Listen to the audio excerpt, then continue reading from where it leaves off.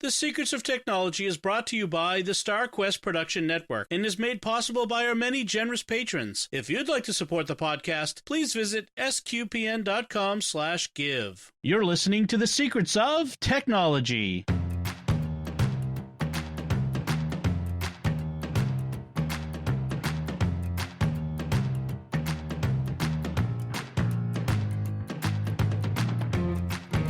Hi, I'm Dom Bettinelli, and you're listening to The Secrets of Technology, where we discuss the technology news that's important to you from a uniquely Catholic point of view. And joining me today on the panel are Joanne Mercier. Hi, Joanne. Hi, Dom. And Father Corey Stika. Hi, Father Corey. How's it going? Very well, thanks. I want to start by reminding the listeners that next episode is our 100th episode, and we want to do something a little special. And as part of that, we're looking for your feedback.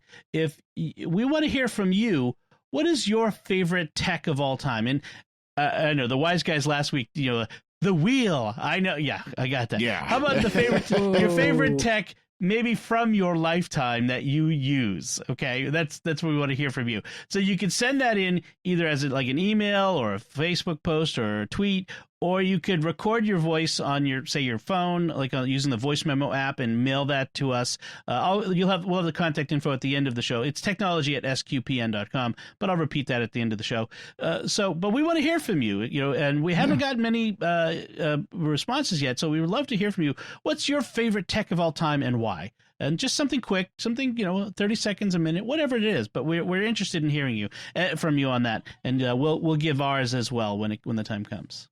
And by the way, it's not the wheel, it's sliced bread, because everybody always says, it's the greatest thing since sliced bread. So right. Sliced bread must have been the best technology. Yeah, there was a greatest. I think the Super Bowl ad was last year with the Rainn Wilson, the guy who played Dwight on The Office, at the sliced bread company. Oh, the sliced, yep. Yes. That was great. That was a great ad. All right, so let's talk about today's topics. And our first topic today, it's another listener request, and listener James asked about VidAngel. And he says, this seems like something I've always wanted. It filters out inappropriate and offensive content from popular movies and shows. Have you heard about it, and what do you think? So let's talk about VidAngel. VidAngel is a service that's been around for a while, and the way it works is the way it works today, and we'll get a little into the history in a second, is that you have your streaming services that you already subscribe to, Netflix, Amazon, Apple TV, that sort of stuff, and you run them basically through VidAngel, which is a service that runs on top of it. And then you tell VidAngel what to filter out, and it will filter out bad words, it'll filter out violence or sexual content, and it'll skip scenes with certain things in it. And so it knows where this content is in the shows ahead of time, and so filters it out for you as you watch.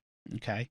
So that's its main selling point. They also do original content as well. Like if you've watched The Chosen, which we've talked about on Secrets of Movies and TV shows, which is a show, a crowd-funded series, so a multi-season series about Jesus and the apostles, which has been huge.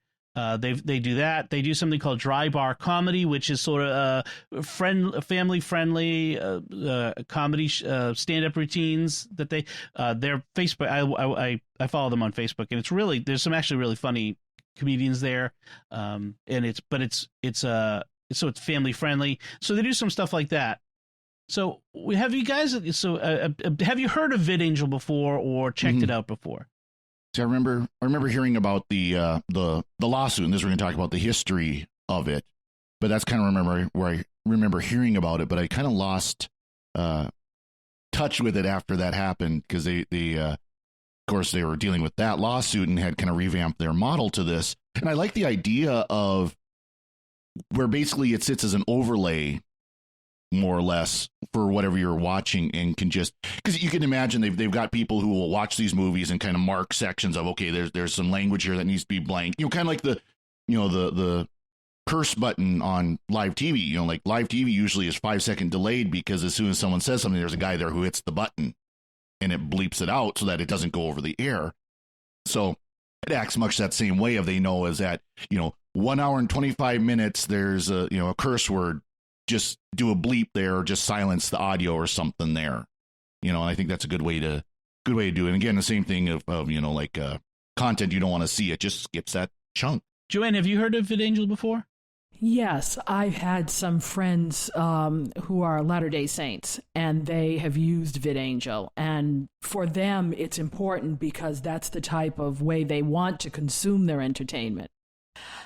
As a creative person, I would be concerned only because language is not, for me, an issue. If you want to bleep that out with a button, that's fine. But if you have to take a chunk out because of other content, are you losing any of the flow of the plot? Story? Right. Yeah, that would be my concern. Now, I mean, I'm old enough and wise enough to know if I start watching something and it's gratuitous, it's out of there, just not dealing with it. But if it's something that's going to be somewhat germane to what's happening, all right, I run through it, skip through it, that type of stuff. To pay extra on top of something like Netflix makes me concerned, because you're already paying $15 a month for Netflix. More now, I think. And you're dropping another 10 on it. And it's like, whoa, this better be really good and not choppy. My friends say that sometimes it can be choppy, but again, this is the price they want to pay for keeping their family entertainment wholesome. And I get it. And there may be people who want that. It's just, I'm just not sure for me. It's a lot like back, network TV, because growing up with the Sunday night movie, on ABC, they would, or airplane movies, like they would show on airplanes, where all this stuff would be cut out of it so that it could be aired for a general audience. And yeah, sometimes I remember some, like, I don't know, James Bond movies as a kid, and even as innocuous as the 60s stuff can be, sometimes there was stuff they would cut out, and you'd be like, I don't follow the plot here because something's missing.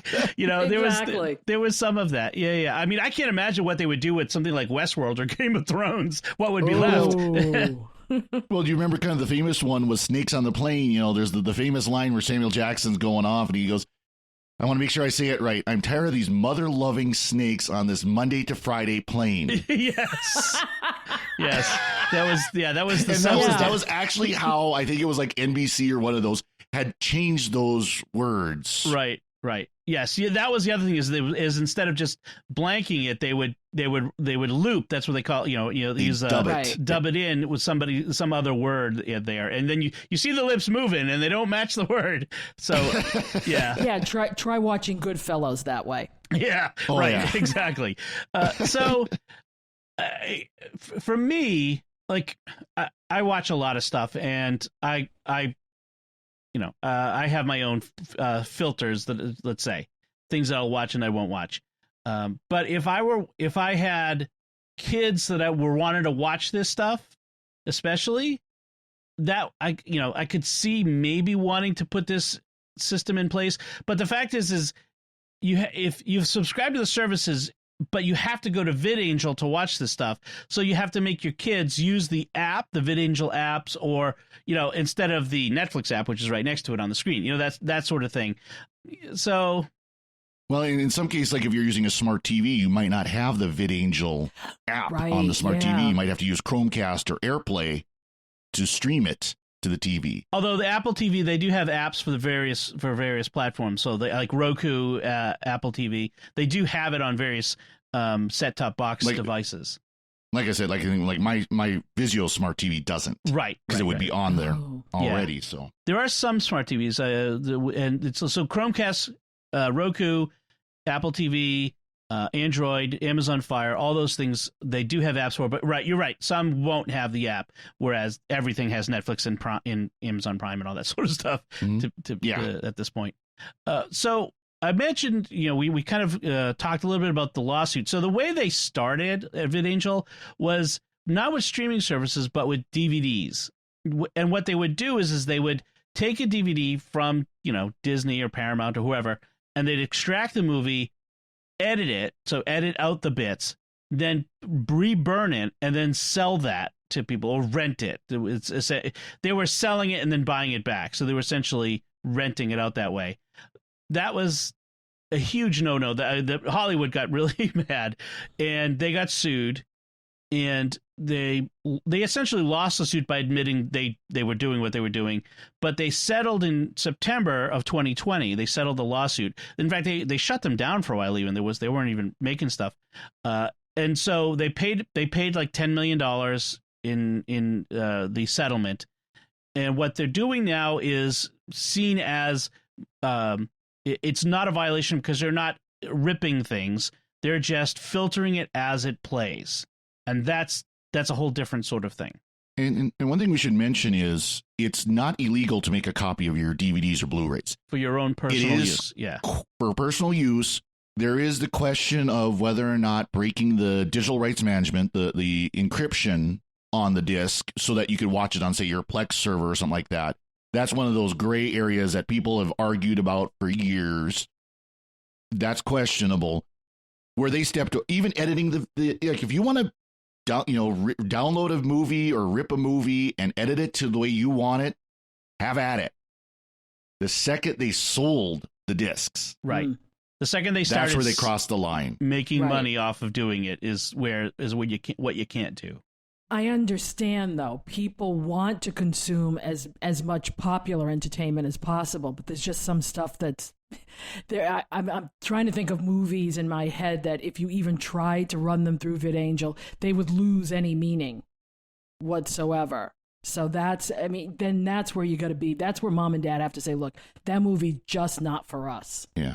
Well, one example that I can remember actually from high school, we had the 1980 or 1981 movie Excalibur, which is King Arthur. Very well done version of the story, except it's got one scene where it's telling about an event and it's flashing between a very explicit sexual scene. And our teacher basically had to cut that entire scene, even though the expository that's going on is important to the story, and it's just, but there was no way to cut the sexual scenes because it was flashing back and forth. Right.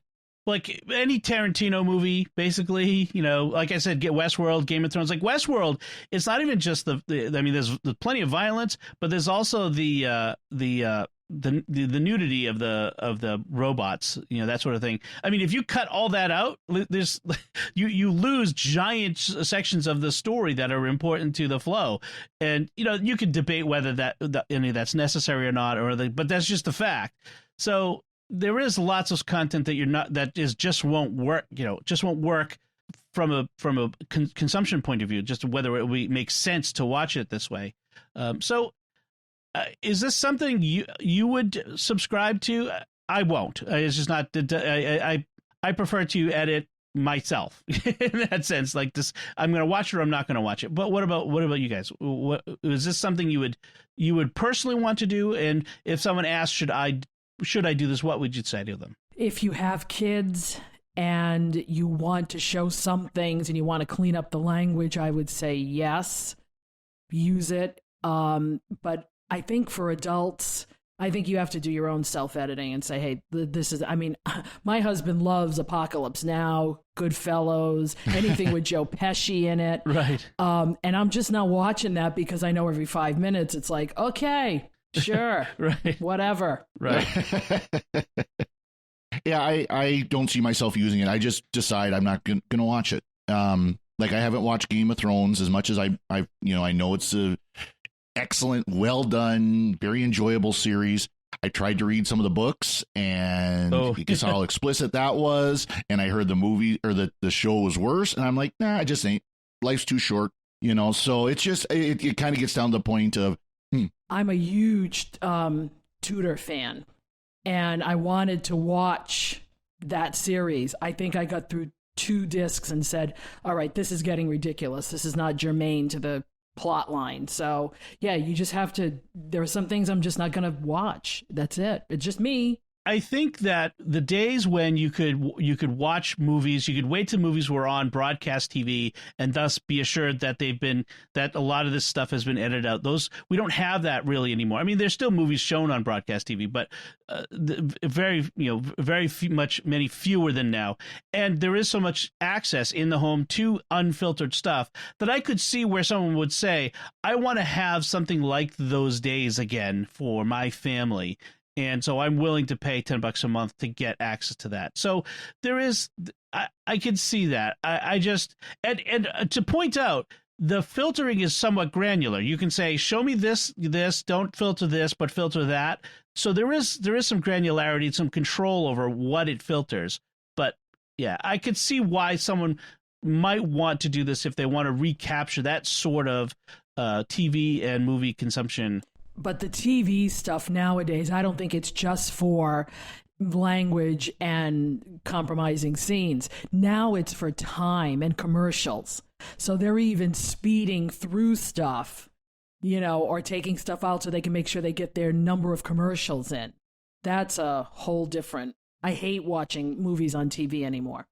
Right. No, I agree. Yeah. They do. So speaking of the granularity, when they, with the filters, like for instance, just to give an example, you can filter all the bad language, whatever it is, or just filter profanity, but don't bother with the racial slurs, or filter profanity and racial slurs, but you can leave in the D word, but take out the F word. So there is some level of of granularity like that in there. So. Yeah, the examples are that they give on their website. Do you want to skip the nudity in Outlander? Don't like the mature language in Stranger Things? Want less blood and gore in Hacksaw Ridge? I'm thinking, man, if you took out the violence in Hacksaw Ridge, I'm not sure what's left. What's the plot line? Yeah, I mean it's a war movie, but right. But I haven't tried it myself. I should probably go in and actually try to watch Hacksaw Ridge with the filter and see if you can adjust it, like show a little less. Like if you can say, it's okay to see someone getting shot and falling down, but don't show me the stuff where, the really gory stuff. That might be worthwhile. You know what I'd be interested, Dom? I'd be interested to see what your kids think. My kids don't really watch TV that much. They watch Star Wars basically on TV. That's about it. And old John Wayne movies and that sort of stuff, older stuff. Yeah. But if you took a movie that what the plot line is, and then you show it to them on something like with all these editing filters in it, I would want to know what they thought the plot line would be. That might be worthwhile. I might try to do that. See how that works. Well, one thing I want to mention too, I tried to sign up for it, and I didn't get a chance to complete it because it's kind of confusing. Supposedly you can watch it for free, but you have to give a credit card.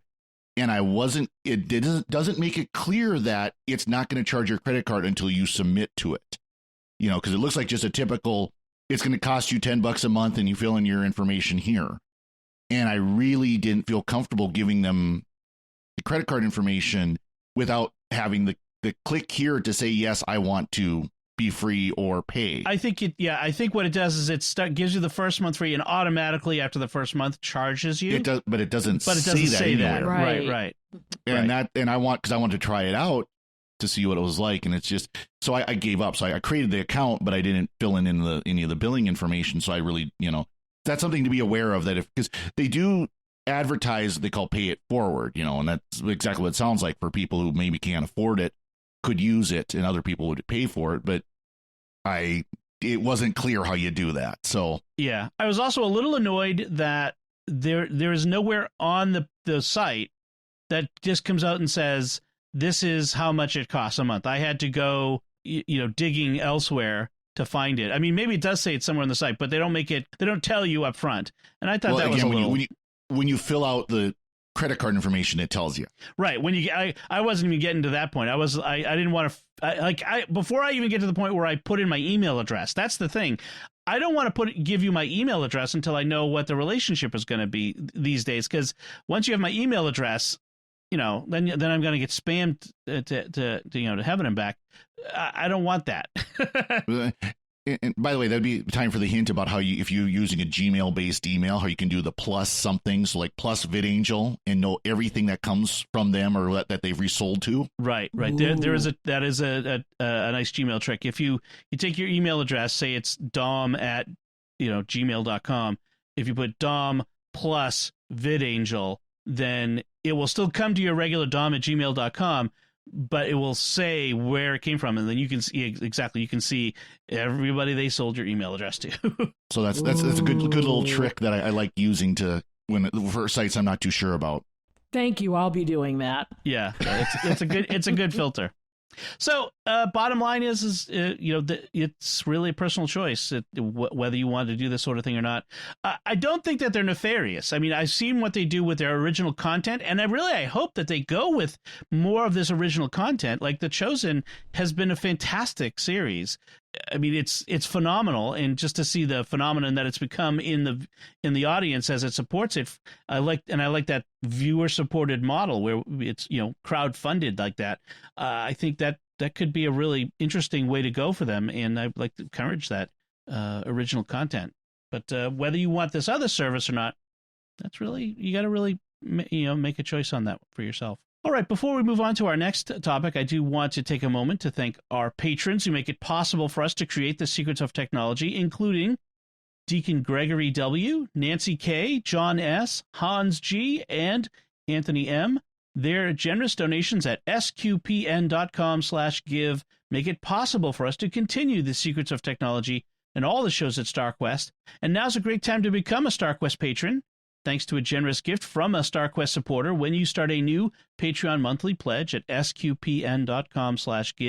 The first 3 months will be matched by an equal amount from our donor. So if, for example, you become a patron at $10 a month, after 3 months, our donor will give $30 to StarQuest to support all our shows, including this one, which makes your gift go even further. So if you've been thinking of becoming a StarQuest patron, now's the time. Visit sqpn.com/give today. So let's talk about our next topic. There's a lot of talk has been given to people being deplatformed. We've just talked about it a little bit already this month in episodes of Secrets of Tech. Former President Trump has been famously deplatformed and banned from Facebook and Twitter and Pinterest, which I'm sure distresses him greatly, and all these other platforms. And a lot of regular folks have been experiencing trouble where we end up in Facebook jail, as sometimes you call it, or banned temporarily or permanently from Twitter for various reasons, sometimes reasons we don't quite understand. Like I had posts taken down by Facebook a little over a year and a half ago, which a quote from St. Augustine, basically telling us to be nice to other people. Still don't understand why that post violated community standards. Well, what Facebook has set up, and they've recognized people are a little upset by these problems. They've set up an independent oversight board to look over, to review particular cases of people being banned from the platform and to make decisions on whether that ban should be upheld or overturned. And what's interesting is that the board is independent and their decisions cannot be overruled by anyone at Facebook, including right up to Zuckerberg. So supposedly, right. So what do y'all think of this? Is Facebook finally come up with a solution to this? Do you think this is enough, or what do you think of this? I think my opinion is pretty well clearly by saying supposedly. I am very skeptical. I'm skeptical that any of these tech giants have any sense of freedom of speech and, any kind of rights for their users at all. And this is not political. There are people who are liberal who are banned from Facebook and Twitter. There are people who are conservative who've been banned from Facebook and Twitter. There are posts, like you said, St. Augustine, a post of St. Augustine that is completely innocuous being wiped off the face of the earth because they decide to. I'm very skeptical that, frankly, I'm of the opinion that the job of Facebook and Twitter is to get the platform, to put the platform out there, and even if it's Hitler, literally Hitler, not just figuratively Hitler, literally Hitler, if he's on there, let him be on there, so we can see him for his hatred. but give the user the ability to say, I don't want to ever see this guy or anything by him. Exactly. I'm in the opinion that they shouldn't have filtering. If they are a platform, not a publisher, in that, I know this is a difference without a distinction really anymore. They shouldn't be filtering. You shouldn't be able to. If I don't want to see Dom's post on St. Augustine, I'll block Dom. It's that simple. Joanne, what do you think of this move by Facebook? It's like the cat watching the canary, kind of. I have a distaste for Facebook, unfortunately, these days. So I'm not exactly going to be I'm going to be biased, probably. They've let so much go on, and now they want to clamp down on it. It's almost like you've let the horse out of the barn. Just give us the ability to get rid, snooze people, unfriend people, whatever. And because you can't stop what happened. You didn't stop what was going to happen before it happened, and now you think you're going to, have some because there is no basis, even a foundation of which to make a basis on it. If somebody like Dom's St. Augustine quote can go flying off of Facebook and he can end up in Facebook jail. I know people who've ended up in Facebook jail recently, and I don't know why. It's like, so, and I never know why would if they take something down for me, do they tell you? Do they inform you? Do they send you a note saying, hello, we took this down? No, I just see this content has been removed. Well, sometimes that's due to the original, like if you share something, the original person removes it, you're not going to get a notice. But if they take something down from you for violating community standards, they generally tell you, like every time I've seen it happen, they do. One of the things with this board is they've set this up as a separate trust outside of Facebook, so it's financially independent. They say that it consists of 40 board members serving 3-year terms. Some of the initial members were selected by Facebook, but the rest of the board and future members will be selected.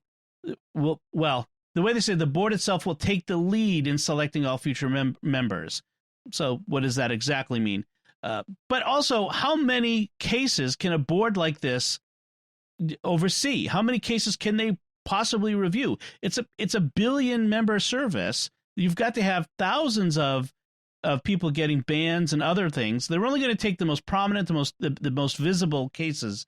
This is like saying, we're creating the Supreme Court to try all criminal cases in the United States. What they need is a court system of lower courts, and a series of appeals. But you also, this is only part of the solution, because you also need a clear standards. What are the community standards? When I violate the community standards, you need to tell me exactly what I did wrong. Because if you don't, I don't know what I did wrong. I can't stop myself from doing it in the future. I have no way of knowing what the specific transgression was. Why was this a transgression? So without these clear, the clear accountability, the transparency of what the problem, what behaviors I'm supposed to be having, it just doesn't work. I also want to ask the question, because maybe I've missed this in all of this. Is all of this curated by humans? Like, are humans finding these things, or is it bots that are finding these things? As far as I know, it's both. It's a combination, right? Okay. They have bots that check that are constantly watching patterns, but there's also humans that are charged with looking, reviewing for things as well. Yeah, because this is what I don't understand, and I'm going to now talk just briefly from a YouTube standpoint.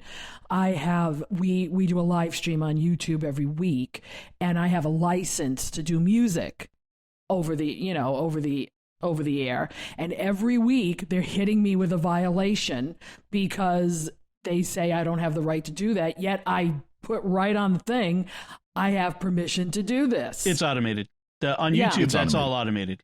And what can drive you crazy is I've heard of priests or others doing Gregorian chant in there and getting a takedown notice because some music publisher published a CD of Gregorian chant. There was an infamous case recently where I forget who it was, but it was like National Geographic or somebody was broadcasting a live broadcast of the launch of a rocket, and National Geographic was broadcasting it, and by as well as like everybody else, and by some they standard put a YouTube claim on all of their content, so that all of these YouTube channels were getting takedown notices, including NASA, whose rocket it was that was broadcasting. I mean, the system is just broken. Well, there's so many cases. There are cases where people have put up their own composed music they wrote, they composed, and they were performing online, and people did, and what it is, it's the shady record labels did a takedown notice on it.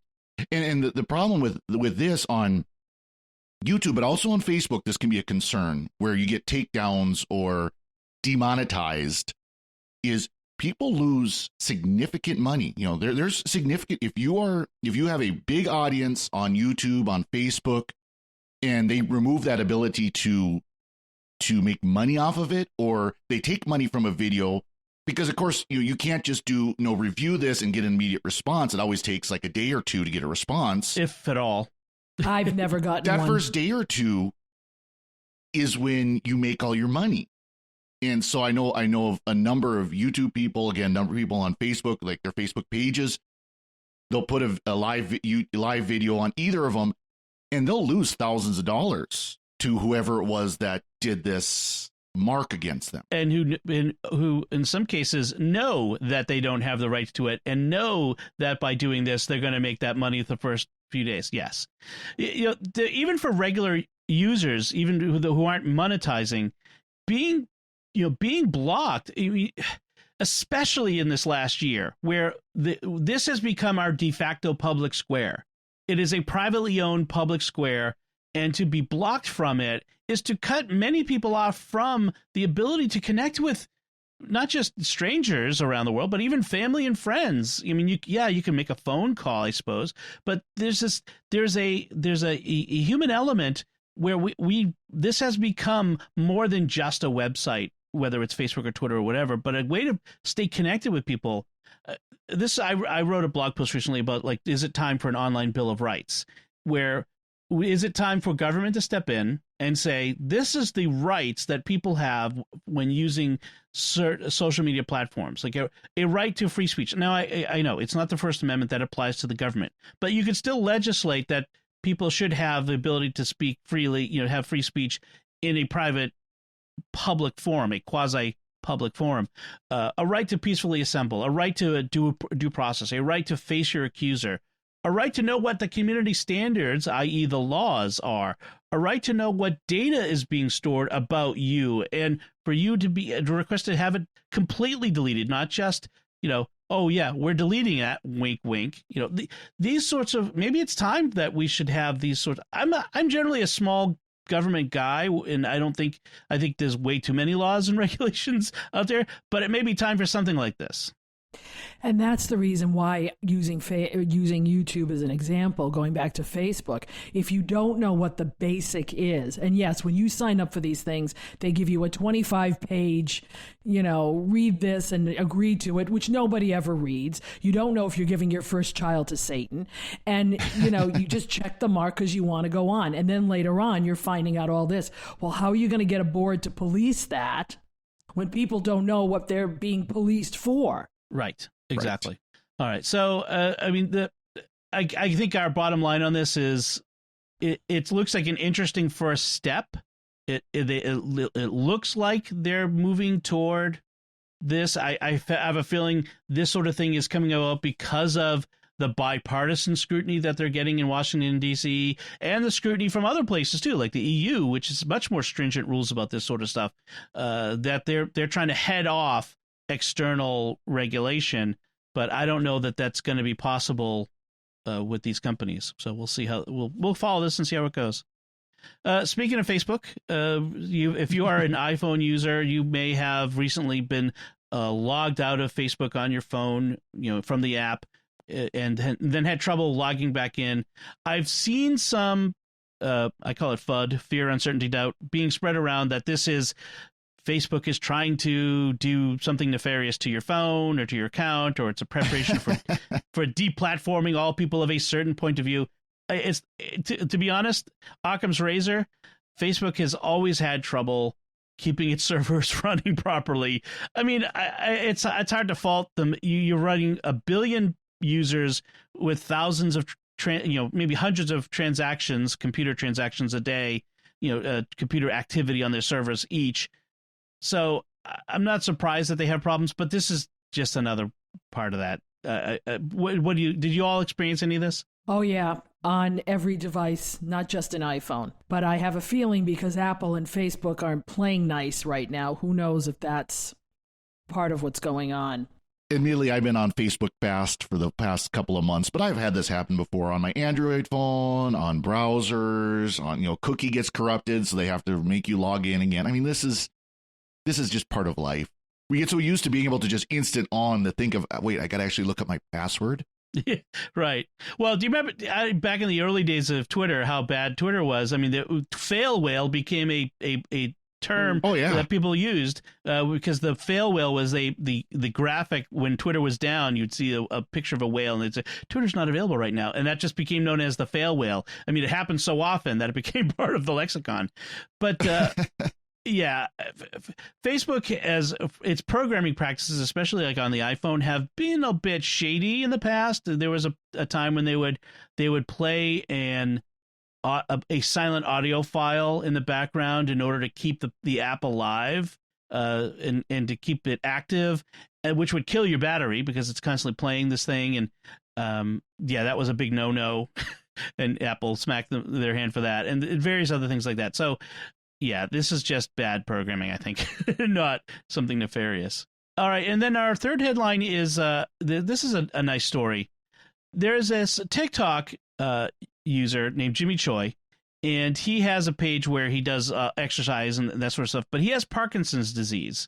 And he, in one of his TikTok videos, he talked about the difficulty of, with Parkinson's, you get tremors, your hand shakes. And he talks about how difficult it is for someone with this sort of disease to take pills, to get one pill out of a pill bottle, which, frankly, as someone who doesn't have tremors, is sometimes a real pain, especially as small as some of these pills are. But just something that simple, in how he wishes there was a better solution. And so what happened is another TikTok user watched the video and said, hey, and this guy's a videographer who has graphic design experience. Yeah, he has graphic design, but not product design experience. But he ended up downloading a 3D modeling software, figuring it out, teaching himself the thing, designing a 3D printable bottle that would help dispense one single pill, because there wasn't a product like this on the market.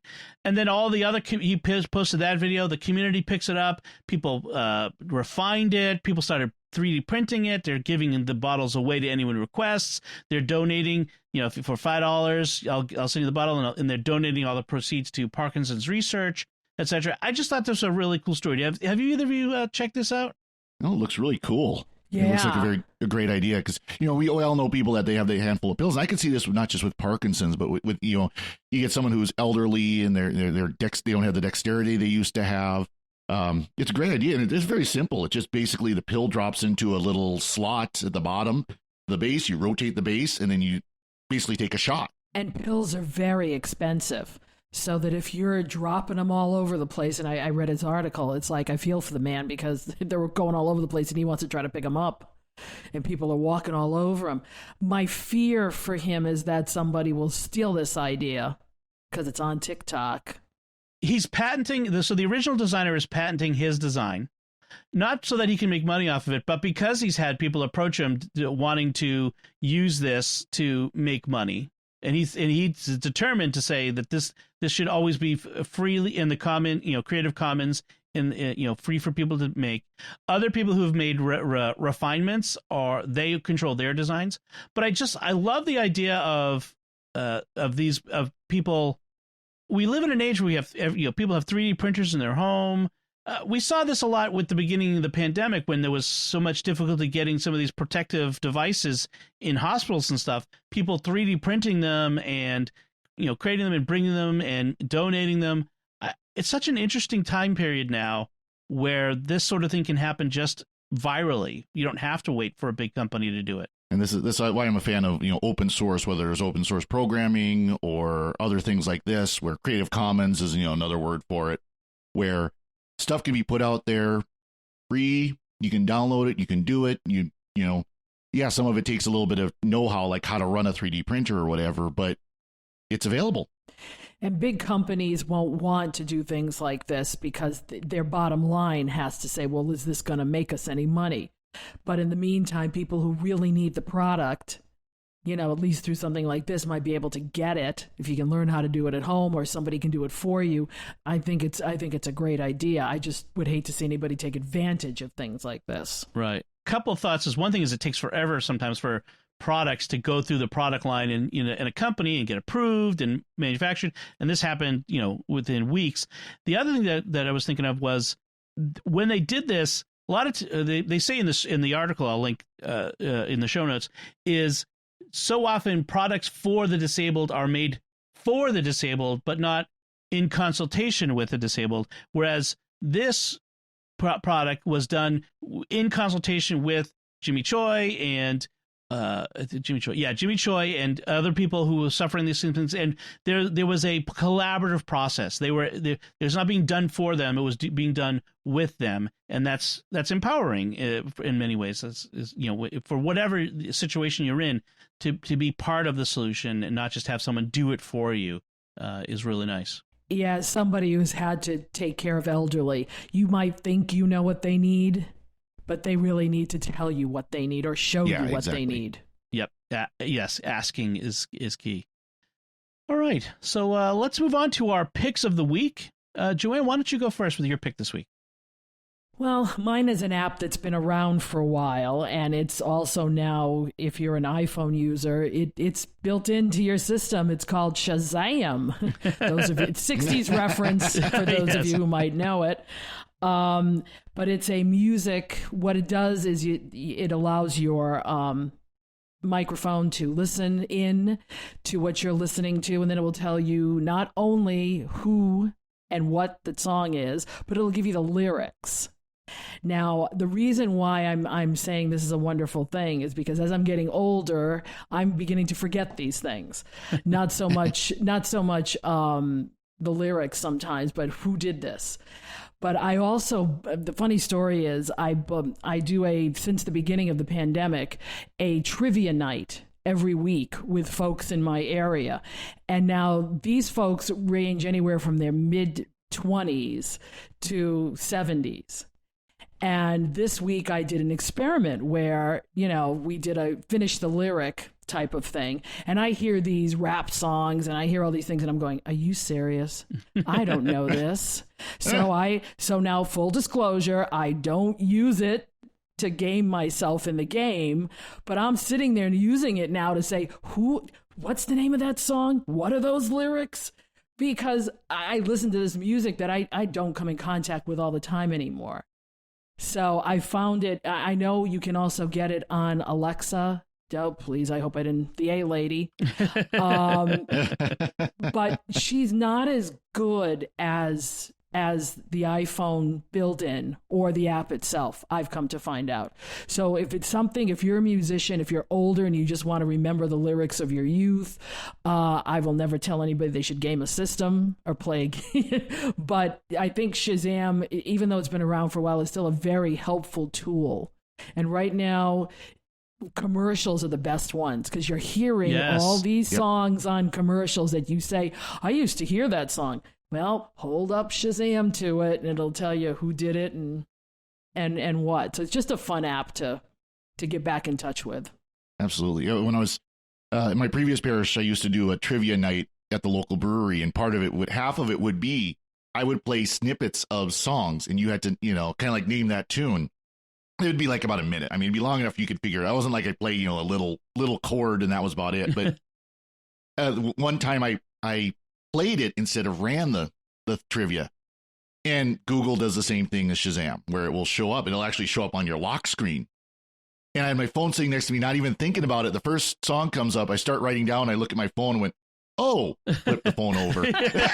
No cheating, Father. But what I used to tell people is, because my little run-in of how we do trivia, welcome to trivia, da da da da.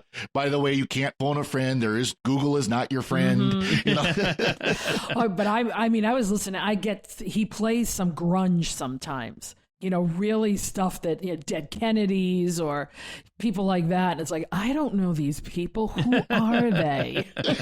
And then I look at the lyrics and go, and that's why I don't know these people. Exactly. So. I've done it like in a restaurant or like out at various places. It's playing over the sound system. If it's loud enough over the hum of the crowd the people in the, you can sometimes get it. And so I've done that, like found songs like that's kind of cool. I want to remember that, or that sort of thing. I think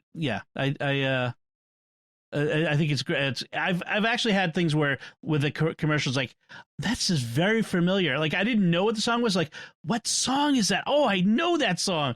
Yeah. And in the past, before we had this, we just had to suffer. Now we can find out. And by the way, Don will get a kick out of this. Whenever you watch a Star Wars movie, at the end, it'll show, closing theme by John Williams. Right. And iPhone users, you don't have to download the app. It's in your control center. You just have to make sure that you put it in your control center. Yes, so which that makes it comes up as a little icon. Makes it much quicker to get it open and running while the song is still playing. So I'll put a link in the Picks of the Week show notes for how to use Shazam on your iPhone, and your iPad, even on your Apple Watch. You can do it. So it's a lot of different ways. All right, Father Corey, what's your pick this week? So continuing with phone, but different thing. Of course, when you're driving, you're supposed to be hands free. And pretty much every state in the union now has that you can't be sitting there talking on your phone or playing with your phone in the car. Of course, that doesn't stop people, but I've been stress testing a dash mount for my car, and it works really, really well. It's called now, if you're familiar with the company Scosche, they make a lot of aftermarket car stuff, things for stereos and things like that. Well, this is the Magic Mount Dash Magnetic Mount for mobile devices. What it is it's basically a little mount that you stick on your dash. It comes with the little double-sided tape to put it on, and then it's a magnet. And it has metal brackets that you put in your phone, either on your phone or on your case. If you have one like the gel cases, you can put it on the phone; it'll work fine. Or put it on the case if you don't want to put it on the phone. I know that's a concern. Like with some of the newer iPhones, they've got like the anti-stick back. In my case, no pun intended, the case is too thick. So I tried to put the little metal, it's just a little piece of metal, a little piece of iron or something, inside the case. It didn't work, but it had two of them. So I put it on the back and it works beautifully. It shows you, like, if you have a phone that's got wireless charging, put it at the bottom of the phone, which interestingly on my car, the way the car is set up and everything, it actually works better to have it. So the phone is basically held on by the bottom, the bottom of the back, and it sits up from there. And it works fantastic. I've been stress testing this because my regular drive between the two parishes is gravel, most of it, about 15, 20 miles of gravel. And it's not smooth gravel. This is not a, nice smooth back road. This is washboardy, and you're bouncing and swaying around as you're hitting the gravel and everything. The phone has not dropped once in about a month that I've been using it. It just, you smack it there, it stays there.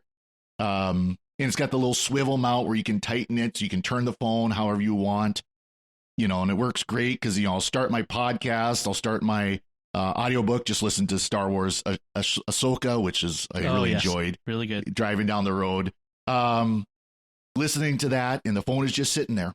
And, if your phone has it like Android does now, where you can say it, if you're paired to this Bluetooth device, then don't be locked, just turn the screen off.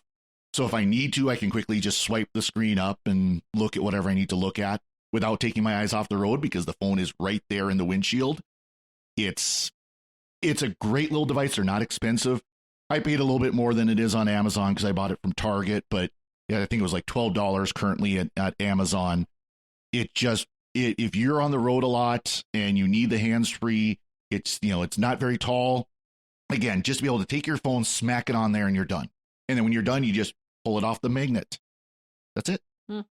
the key thing is if you have Qi charging on it, is you don't want to put the metal between, right where the Qi charging coils are underneath right the in the phone's middle. back. Yeah, because metal blocks magnets, so you wouldn't be able to charge your phone anymore. So that's a really cool idea. Yeah, I wonder how it would work with the new MagSafe on the iPhones 12s. I wonder if you would need it.